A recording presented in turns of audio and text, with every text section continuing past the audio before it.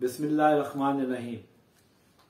यौम इकबाल की खुसूसी नशरियात के साथ आपका मेज़बान नवीद मिर्ज़ा रूबरू वेब चैनल पर हाजिर खिदमत है और एक नज़्म हज़रत इकबाल के लिए पेश खिदमत है।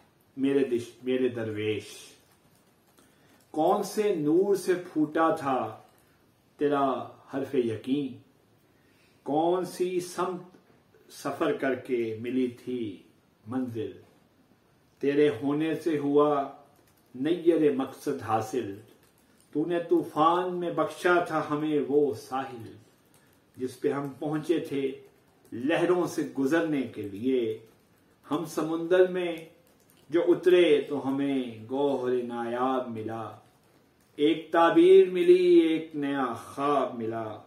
मेरे दरवेश, तेरी फिक्र की परवाज अलग, मेरे दरवेश तेरी फिक्र की परवाज अलग, तेरी आवाज अलग और तेरा अंदाज अलग। ये थी एक नज़्म। अब इकबाल की एक जमीन में एक गजल के चंद शेर। खुदी का सिर्र निहा ला इलाहा इल्लल्लाह, हथेलियों पे है जान ला इलाहा इल्लल्लाह, कोई तो देगा अज़ां ला इलाहा इल्लल्लाह, मुकाबले में जमाना खड़ा हुआ है मेरे, न तीर है न कमा ला इलाहा इल्लल्लाह, शिकस्तगी का असर है बदन से रूह तलक, बची हुई है जुबां ला इलाहा इल्लल्लाह। जब अपनी जात में झांका तो खुद पे खुलता गया, खुदी का सिर्रे निहा ला इलाहा इल्लल्लाह, किसी के ऐबो हुनर पर नजर नहीं रखता, किसी के ऐबो हुनर पर नजर नहीं रखता, मेरा सफर है आयां ला इलाहा इल्लल्लाह।